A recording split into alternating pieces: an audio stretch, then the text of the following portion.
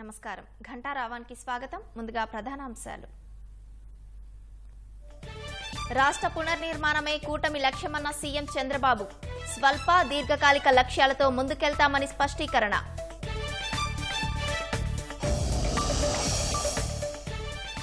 తెలుగు రాష్ట్రాల సీఎంల భేటీపై సర్వత్రా ఆసక్తి.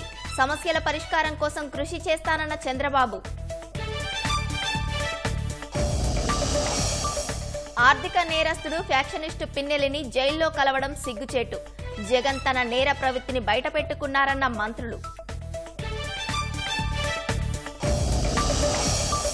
ఆగస్టు 11న 2 షిఫ్టుల్లో నీట్ పీజీ పరీక్ష పారదర్శకంగా నిర్వహించేందుకు కట్టుబడి ఉన్నామని కేంద్రం.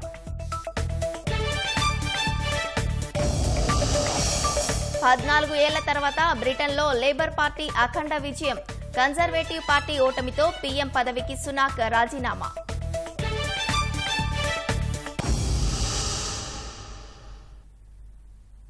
ఆంధ్రప్రదేశ్ పునర్నిర్మాణమే లక్ష్యంగా పనిచేస్తామని ముఖ్యమంత్రి చంద్రబాబు పునరుద్ఘాటించారు. గత 5 ఏళ్ల దుష్పరిణామాల వల్ల రాష్ట్రానికి సరిదిద్దలేని స్థాయిలో నష్టం జరిగిందని ఆవేదన వ్యక్తం చేశారు.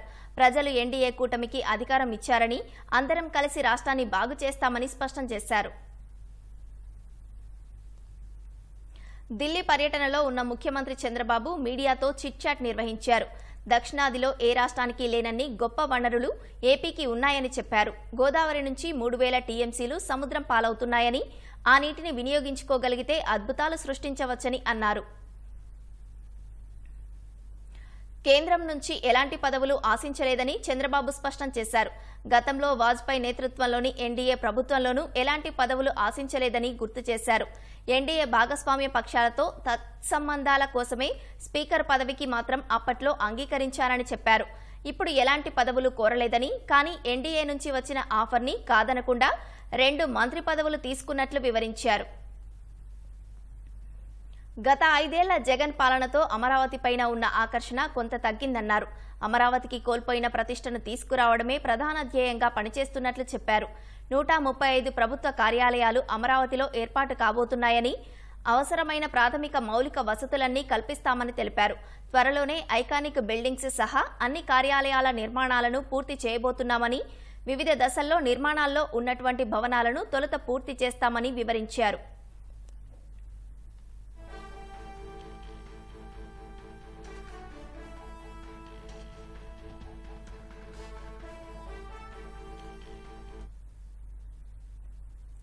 రాష్ట్రంలో కులగణన స్థానంలో నైపుణ్య గణన చేపట్టాలని నిర్ణయించామని సీఎం చంద్రబాబు వెల్లడించారు. దీనిపై మంత్రివర్గంలో చర్చించి ఆమోదించామని, త్వరలో మార్గదర్శకాలు విడుదల చేయబోతున్నామని ప్రకటించారు. మానవ వనరులను మూలధన పెట్టుబడిగా మార్చి సంపద సృష్టించడమే లక్ష్యమని స్పష్టం చేశారు. ప్రతి కుటుంబంలో నైపుణ్యాలు క్రోడీకరించి వాళ్ల శక్తి సామర్థ్యాలే పెట్టుబడిగా సంపద సృష్టిస్తామన్నారు. దీనివల్ల ఎక్కడికో వెళ్లి ఒకరి కింద పనిచేయాల్సిన అవసరం ఉండదని చెప్పారు. ప్రతి కుటుంబం ఒక ఔత్సాహిక పారిశ్రామికవేత్తలుగా మారుతారని, తద్వారా తలసరి ఆదాయం పెరుగుతుందని వివరించారు.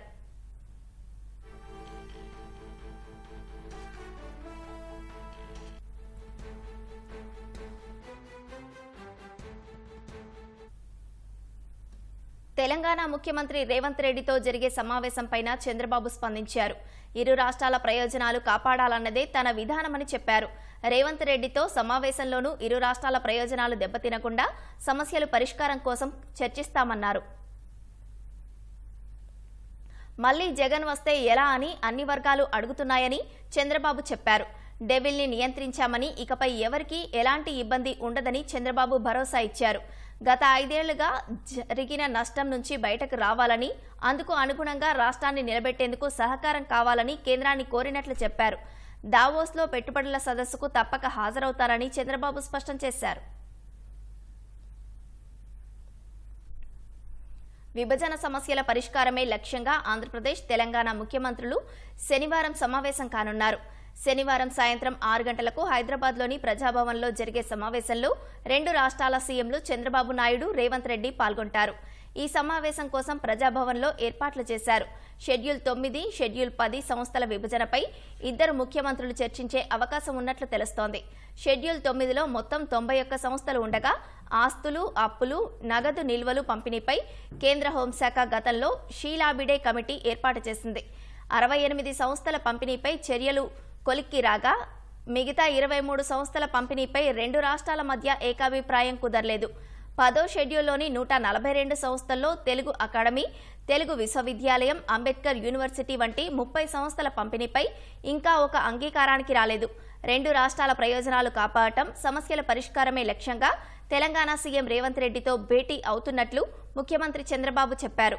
2 రాష్ట్రాలకు సమన్యాయం చేయాలని విభజన సమయంలోనూ చెప్పిన విషయం గుర్తు చేశారు. వర్షాకాలంలో ప్రాజెక్టుల వద్ద తీసుకోవాల్సిన జాగ్రత్తలపై అధికారులకు సూచనలు చేసినట్లు మంత్రి నిమ్మల రామానాయుడు తెలిపారు. ఖరీఫ్లో ప్రతి ఎకరానికి సాగునీరు అందేలా ప్రణాళికలు రూపొందించినట్లు చెప్పారు. వైకాపా ప్రభుత్వ పాపాలు ఇంకా వెంటాడుతున్నాయన్న నిమ్మల, నిర్వహణ సరిగా లేని కారణంగానే పైప్ లైన్ లీకేజీ సమస్య వచ్చిందని వెల్లడించారు. పోలవరం ప్రాజెక్టు విషయంలో భద్రతకే కేంద్ర, రాష్ట్ర ప్రభుత్వాలు పీపీఏ ప్రాధాన్యమిస్తామని మంత్రి తెలిపారు. అంతర్జాతీయ నిపుణుల నివేదిక ఆధారంగానే డయాఫ్రమ్ వాల్పై నిర్ణయం తీసుకుంటామని స్పష్టం చేశారు. డ్యామ్ ఆపరేషన్స్ అనేవి ఈ రైనీ సీజన్ లో ఫ్లడ్ సీజన్ కాబట్టి దాన్ని సరైనటువంటి మెయింటెనెన్స్ లేకపోవడంతో గుండ్లకమ్మ, పులిచింతల వంటి చోట్ల గేట్లు కొట్టుకుపోవడం గాని, అన్నమయ్య లాంటివి కొట్టుకుపోయేటువంటి పరిస్థితులు అటువంటివి ఎక్కడా కూడా కానరాకూడదు. జగన్మోహన్ రెడ్డి పాలనలో ఎక్కడా కూడా లాకులకి కనీసం గ్రీజ్ కూడా పెట్టి మెయింటెనెన్స్ చేయలేనిటువంటి స్థితిలో ఎక్కడికక్కడ చీదితే రాలిపోయే ముక్కు మాదిరిగా ఈ రోజు ఏదైతే ఆ ప్రాజెక్టుల గేట్లు, ఆ షట్టర్స్, ఆ లాకులు ఏవైతే ఉన్నాయో వాటినన్నింటినీ కూడా యుద్ధ ప్రాతిపదికన ఎస్టిమేషన్ చేసి ఫుల్ ఫ్లెడ్జ్డ్ గా మళ్ళీ పనులకి ప్రారంభించుకోవాలని వాళ్ళకి ఆదేశాలు ఇవ్వడం జరిగింది.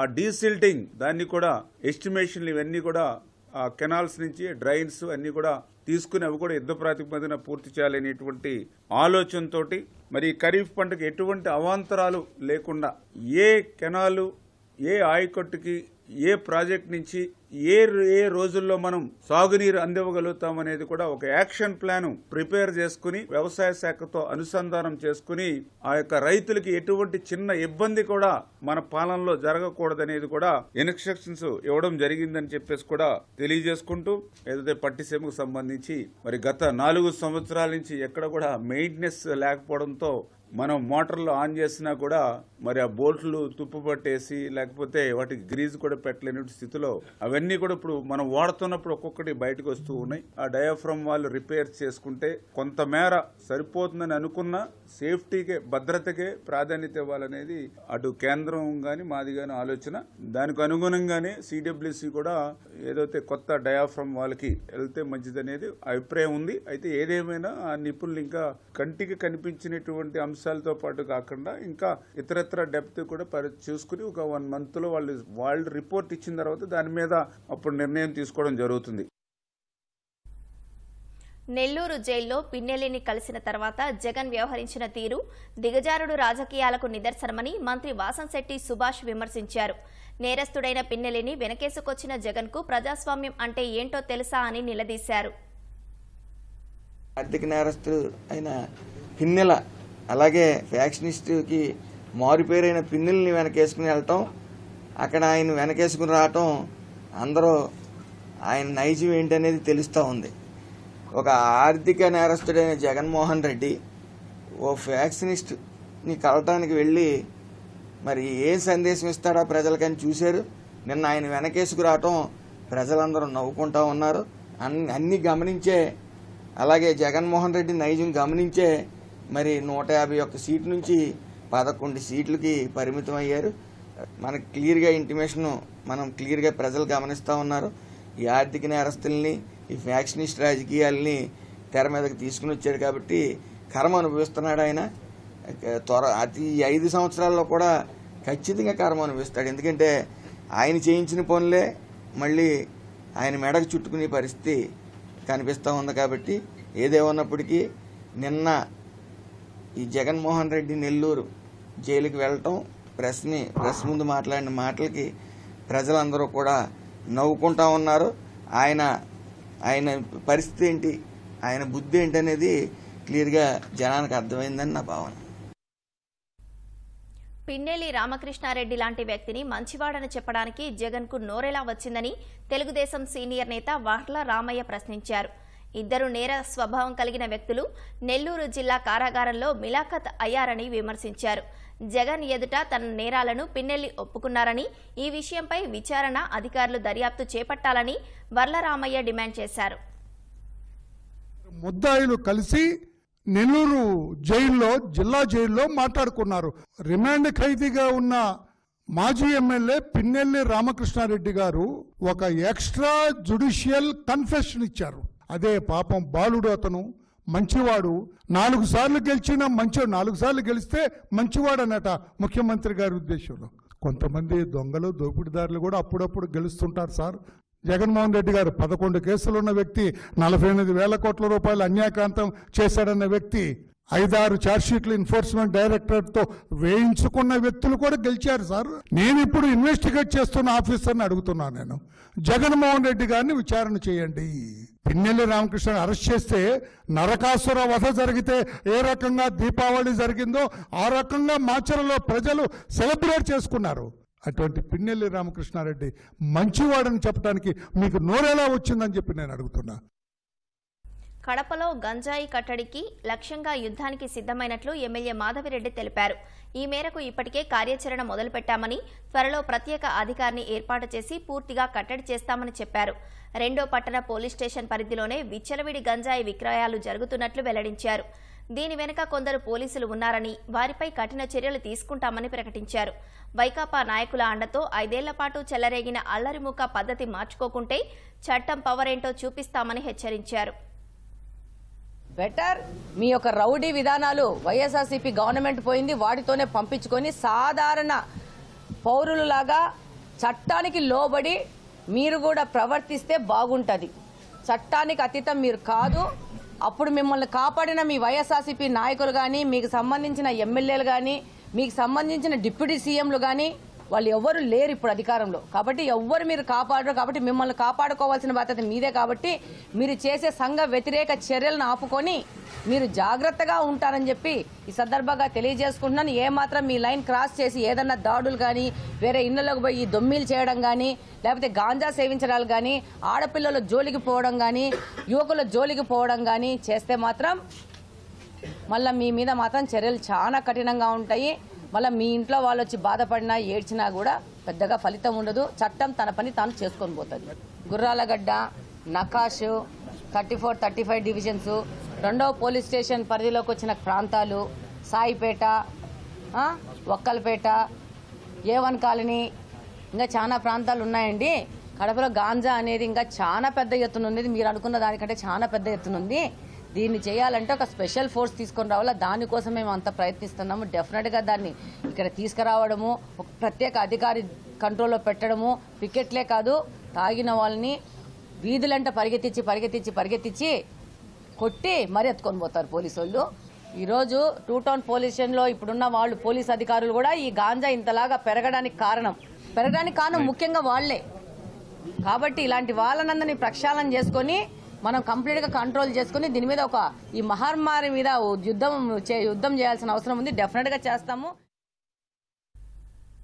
అనకాపల్లి జిల్లా పాయకరావుపేట ప్రభుత్వ పాఠశాలను రాష్ట్ర హోంమంత్రి వంగలపూడి అనిత ఆకస్మిక తనిఖీలు చేశారు.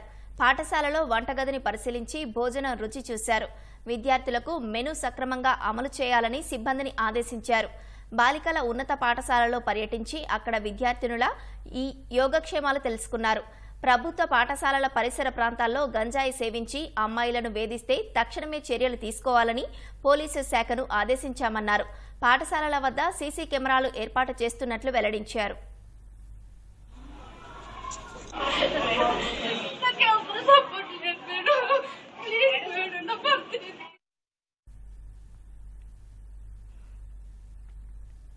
విజయనగరం జిల్లా మెంటాడ మండలం మీసాలపేటలో కరెంట్ షాక్ తగిలి భార్యాభర్త మృతి చెందారు.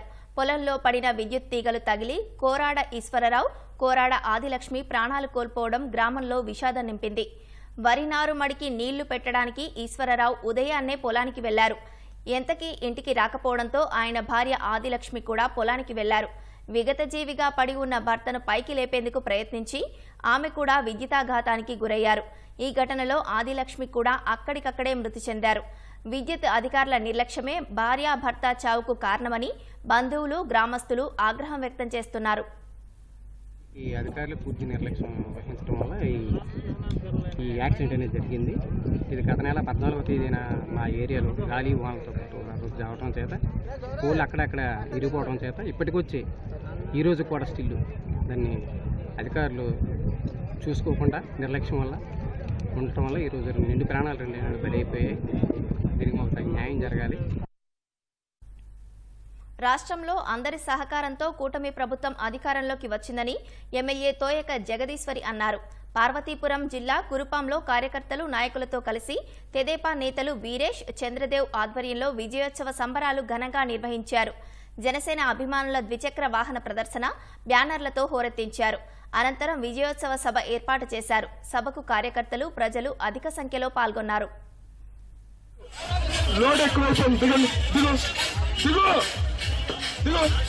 వెనక కూడా కొంతమంది మిగతా వాళ్ళు దిగాలి. ప్లీజ్ అండి, ప్లీజ్ అండి.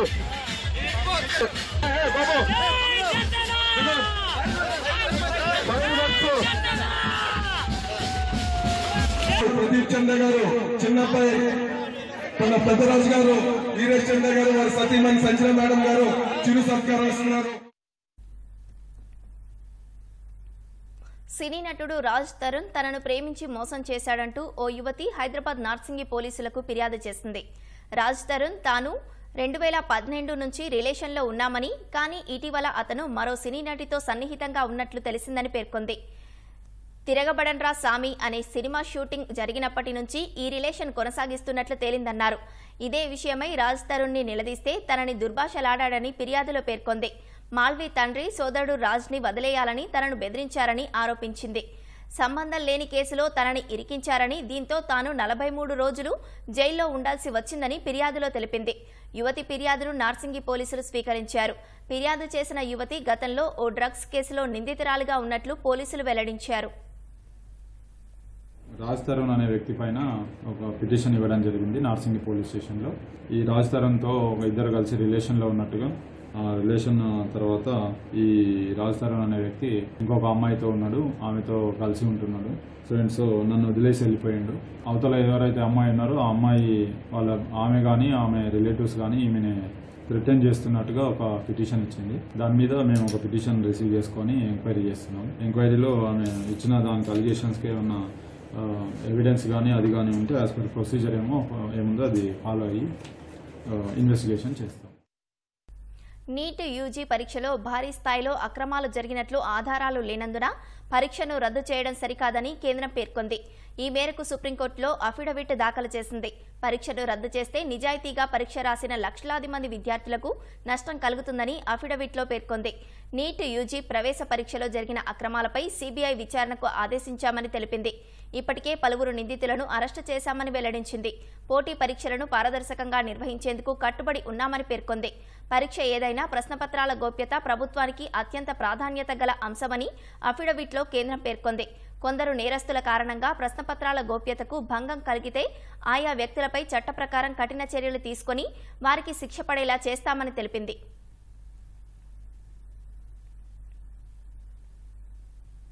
నీట్ పీజీ పరీక్ష షెడ్యూల్ను ఎన్టీఏ విడుదల చేసింది. ఆగస్టు 11న పరీక్ష నిర్వహించనున్నట్లు వెల్లడించింది. 2 షిఫ్టుల్లో పరీక్షను జరపనున్నట్లు స్పష్టం చేసింది. నీట్ యూజీ 2024 పరీక్ష పేపర్ లీకేజీ వ్యవహారంపై దేశవ్యాప్తంగా వివాదం నెలకొన్న వేళ జూన్ 23న జరగాల్సిన నీట్ పీజీ పరీక్షను వాయిదా వేస్తున్నట్లు ఒకరోజు ముందు అధికారులు ప్రకటించారు. నీట్ పీజీ నిర్వహణపై సంబంధిత విభాగాల అధికారులతో కేంద్ర హోంశాఖ చర్చలు జరిపిన అనంతరం తాజాగా రివైజ్డ్ షెడ్యూల్ ను ఎన్టీఏ ప్రకటించింది.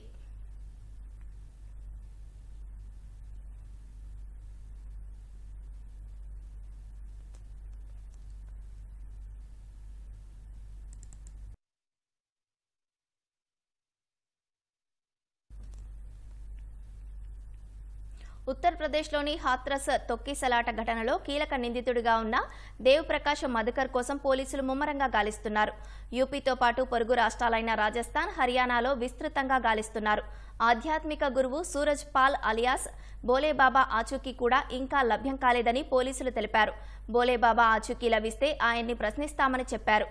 మరోవైపు భోలేబాబాకు 100 కోట్ల రూపాయల విలువైన ఆస్తులు ఉన్నాయని జాతీయ మీడియా కథనాలు పేర్కొన్నాయి. ఉత్తరప్రదేశ్లోని హత్రస్ జిల్లాలో జరిగిన తొక్కిసలాటకు కేంద్ర బిందువుగా మారిన భోలేబాబాకు సంబంధించి ఆసక్తికర విషయాలు వెలుగులోకొస్తున్నాయి. బాబా ఆస్తులు, విలాసాలపై ఓ జాతీయ మీడియా ఛానల్ విస్తుపోయే నిజాలు వెల్లడించింది. ఆయన ఆశ్రమంలోని విశ్వసనీయ వర్గాల ద్వారా సమాచారం సేకరించినట్లు పేర్కొంది. భోలేబాబాకు దేశవ్యాప్తంగా 24 ఆశ్రమాలు ఉన్నాయని సమాచారం. వీటిలో అత్యధికంగా ఉత్తరప్రదేశ్లోనే ఉన్నాయి. ఆయన ఆస్తుల విలువ దాదాపు 100 కోట్ల రూపాయల వరకు ఉంటుందని ఆశ్రమంలో విశ్వసనీయ వర్గాలు తెలిపాయి. శ్రీ నారాయణ్ హరిసాకర్ చారిటబుల్ ట్రస్ట్ పేరిట వీటిని నిర్వహిస్తున్నారు. ఆయనకు అత్యంత సన్నిహితంగా ఉండేవాళ్లే వీటి నిర్వహణ కార్యకలాపాలు చూస్తూ ఉంటారు.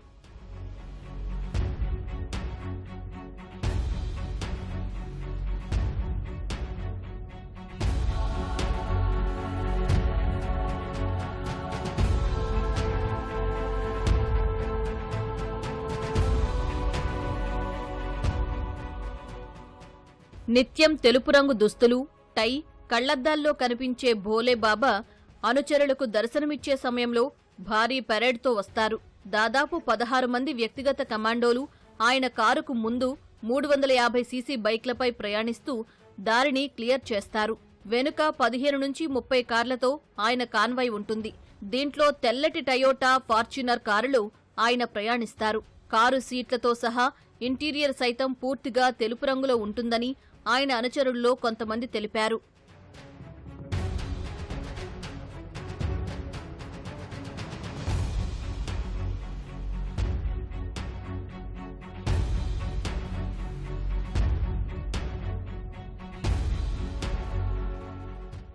సూరజ్పాల్ మెయిన్పురిలోని ఆశ్రమంలో నివాసముంటారు. హరినగర్గా పిలిచే ఈ ఆశ్రమం 13 ఎకరాల్లో విస్తరించి ఉంది. భోలేబాబా, ఆయన భార్య కోసం అందులో దాదాపు 6 విలాసవంతమైన గదులు ఉంటాయని సమాచారం. ఆశ్రమంలోకి ప్రవేశిస్తూ ఉండగానే దానికి విరాళాలిచ్చిన 200 మంది పేర్లు కనిపిస్తాయని తెలుస్తోంది. వాటిపై 10,000 నుంచి 2,50,000 రూపాయల వరకు ఇచ్చిన దాతల వివరాలు ఉంటాయని సమాచారం. ఇటావాలో మరో కొత్త ఆశ్రమం నిర్మాణంలో ఉంది.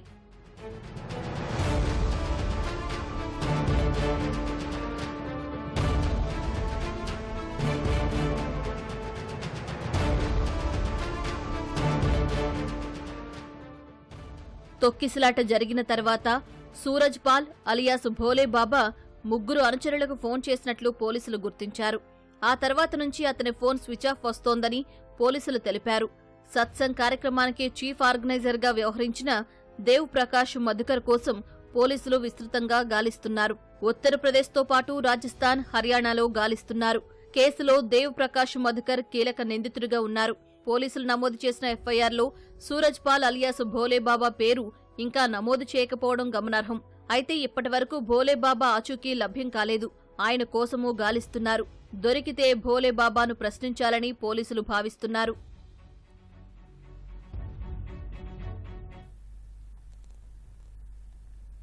సీఎంగా ప్రమాణం చేసిన తర్వాత తొలిసారి చంద్రబాబు హైదరాబాద్కు వెళ్లనున్నారు. బేగంపేట విమానాశ్రయం వద్ద ఆయనకు ఘనంగా స్వాగతం పలికేందుకు భారీగా కార్యకర్తలు, అభిమానులు చేరుకున్నారు. మరిన్ని వివరాలు మా ప్రతినిధి రమ్య ప్రత్యక్ష ప్రసారం ద్వారా అందిస్తారు.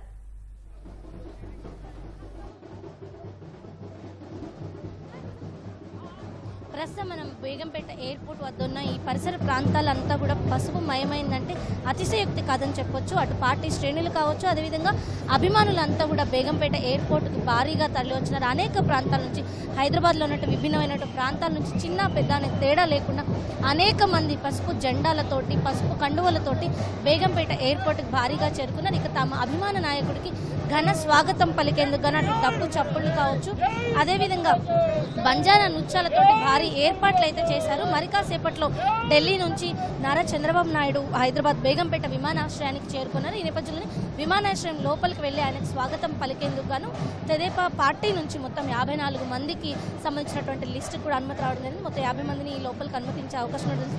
దీనికి సంబంధించి చూసినట్లయితే అటు పార్టీ నుంచి సీనియర్లు అయినటువంటి అరవింద్ కుమార్ గౌడ్ కావచ్చు, అదేవిధంగా నందమూరి సుహాసిని, తిరునగరి జ్యోత్స్న అనేటువంటి మిగిలిన వారు కూడా చాలా మంది, దాదాపు 54 మందికి సంబంధించినటువంటి లిస్ట్ ఇప్పటికి అప్రూవల్ కూడా జరిగింది. ఇక పార్టీ వైపు నుంచే కాకుండా అటు సిపిఎన్ ఫోరం నుంచి కావచ్చు, అదేవిధంగా తెలుగుదేశం పార్టీ అభిమానులు కావచ్చు, నగరం నలుమూలల నుంచి ఉన్నవారే కాకుండా రాష్ట్ర వ్యాప్తంగా ఉన్నటువంటి పార్లమెంటరీ కమిటీలకు సంబంధించి అనేక ప్రాంతాల నుంచి కూడా ఇక్కడికి తెదేపా నాయకులు, కార్యకర్తలు కూడా భారీగా రావడం జరిగింది. వారందరూ కూడా మరి కాసేపట్లో తమ అభిమాన నాయకుడి ఇక్కడికి వస్తారని ఎంతో ఆసక్తిగా ఎదురుస్తున్నటువంటి పరిస్థితి ఉంది. అయితే విభజన సమస్యల పరిష్కారానికి సంబంధించి రేపు ఇరు రాష్ట్రాల ముఖ్యమంత్రులు సమావేశం కానున్న నేపథ్యంలో దీనికి సంబంధించి వారు ఈరోజు మరి కాసేపట్లో బేగంపేట విమానాశ్రయానికి కూడా చేరుకున్నారు. అయితే బేగంపేట విమానాశ్రయం నుంచి భారీ ర్యాలీగా చంద్రబాబు నాయుడు నివాసం వరకు కూడా భారీ ర్యాలీ నిర్వహించేందుకు తెదేపా శ్రేణులు అదేవిధంగా అభిమానులు ఏర్పాట్లు చేసుకున్నారు. ఇక ఏదైతే మధ్యలో బేగంపేట ఎయిర్పోర్ట్ నుంచి పంజాగుట్ట మీదుగా అదేవిధంగా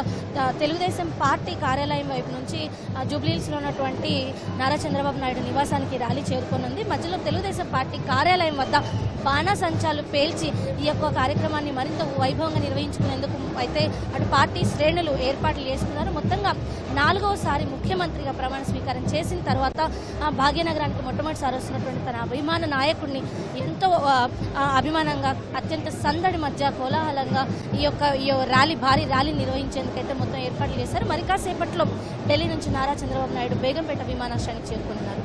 ఓటు స్టూడియో. ధన్యవాదాలు రమ్య. 2023-24 ఆర్థిక సంవత్సరంలో దేశ రక్షణ ఉత్పత్తుల రికార్డు స్థాయిలో 1,27,000 కోట్లకు చేరినట్లు రక్షణ శాఖ మంత్రి రాజ్నాథ్ సింగ్ తెలిపారు. 2022-23తో పోలిస్తే ఇది 16.8% అధికమని వెల్లడించారు. మేక్ ఇన్ ఇండియాలో భాగంగా తీసుకున్న చర్యల ఫలితంగా రక్షణ ఉత్పత్తులు సరికొత్త మైలురాయిని దాటుతాయని రాజ్నాథ్ తెలిపారు. ప్రధాని మోదీ నేతృత్వంలో ప్రభుత్వం తీసుకున్న నిర్ణయాలు, అమలు చేసిన విధానాల వల్లే ఈ ఘనత సాధ్యమైందన్నారు. ఆత్మనిర్భర్ భారత్ లక్ష్యాలను చేరుకుంటామని రక్షణ మంత్రి విశ్వాసం వ్యక్తం చేశారు. 2023-24 రక్షణ రంగం ఉత్పత్తుల్లో ప్రభుత్వ రంగ వాటా 79.2%గా, ప్రైవేటు రంగ వాటా 20.8%గా ఉంది. 2023-24లో 21,083 కోట్ల విలువైన రక్షణ ఉత్పత్తులను భారత్ ఎగుమతి చేసింది.